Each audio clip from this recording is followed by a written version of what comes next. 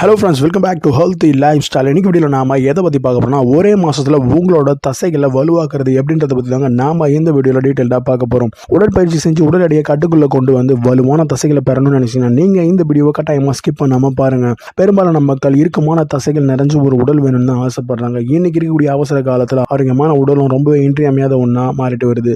வலுவான தசைகள் அன்றாட நடவடிக்கைகளை மேம்படுத்திட்டு வருது. தசை காயங்கள் அதுக்கப்புறம் அதோட அபாயத்தை குறைக்க வருது. உங்களோட உடல் தோற்றத்தை மேம்படுத்த ரொம்ப யூஸ்ஃபுல்லாக இருக்கும். ஒரு மாதத்துக்குள்ள உங்களோட தசைகளை திறம்பட நீங்கள் மேம்படுத்தணும்னு நினச்சிங்கன்னா கட்டாயமாக இந்த வீடியோ ஸ்கிப் பண்ணாமல் பாருங்கள்.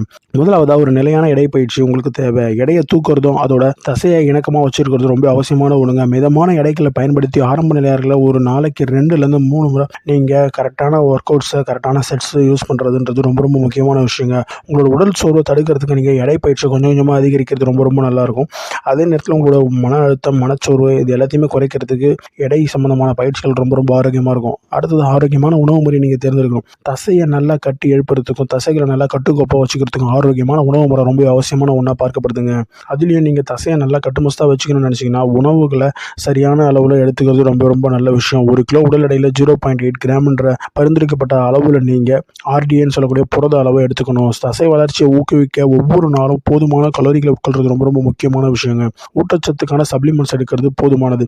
உணவுல இருந்து அதிகமான ஊட்டச்சத்துக்களை நீங்கள் பெறணும்னு நினச்சிங்கன்னா கட்டாயமாக அதுக்கு ரொம்பவே சான்ஸ் கம்மியாக தான் இருக்கும். அதனால் நீங்கள் உணவை தாண்டி சப்ளிமெண்ட் எடுத்துக்கிறதுன்றது உங்களோட உடல் வளர்ச்சிக்கு ரொம்பவே அதிகமான ஒரு தேவையாக இருக்கும். அதுலேயும் முக்கியமாக பிசிஏஏ, கிரியேட்டின், மோனோஹைட்ரேட்டு இது மாதிரி தயாரிப்புகள் பரிந்துரைக்கப்படுது. இருந்தாலும் நீங்கள் சரியான ட்ரைனரோட பரிந்துரையின் பேரில் நீங்கள் எடுக்கிறது ரொம்ப ரொம்ப நல்லது. முடிஞ்ச அளவுக்கு நீங்கள் சாதாரணமான உணவுகளிலிருந்தே ஊட்டச்சத்தை பெற முயற்சி பண்ணுங்கள். அப்படி இல்லாமல் நிறைய பேரோட உடலுக்கு போதுமானதாக இல்லைன்ற பட்சத்தில் நீங்கள் இந்த சப்ளிமெண்ட் எடுக்கிறது, நீங்கள் உங்களோட ட்ரைனர் சர்டிஃபிகேட் எடுக்கிறதுன்றது போதுமான தூக்கம் ரொம்ப ரொம்ப முக்கியமான விஷயங்க. தசையை பெறும்போது போதுமான ஓய்வுன்றது ரொம்ப அவசியமான ஒன்று. தசையை வளர்க்குறதுக்கு போதுமான தூக்கம் ரொம்ப அவசியமான ஒன்றுங்க. உங்களோட தசைகளை நீங்கள் வலிமையாக ஆக்கணும்னு நினச்சிங்கன்னா கட்டாயமாக தீவிரமாக உடற்பயிற்சி செய்வது மட்டும் இல்லாமல் ஆரோக்கியமான உணவு உட்கொள்றதோட கூடுதலாக குறைஞ்சது 8லேருந்து 9 மணி நேரம் தூக்கத்தை உறுதி செய்யணும். வளர்ச்சி ஹார்மோன்களோட கட்டுப்பாட்டில் போதுமான தூக்க உதவிகளை பெறதுன்றது தசையோட வளர்ச்சியை உருவாக்குறதுக்கு ரொம்ப அவசியமானதாக இருக்குது. டெஸ்டோஸ்டெரான் பூஸ்டர்களை பயன்படுத்துறது, நிறைய தண்ணி குடிக்கிறது, உங்களோட உடற்பயிற்சிகளில் மீண்டும் மீண்டும் செய்கிறது அதிகரிக்கிறது, இது எல்லாமே உங்களுக்கு ரொம்ப யூஸ்ஃபுல்லாக இருக்கும்.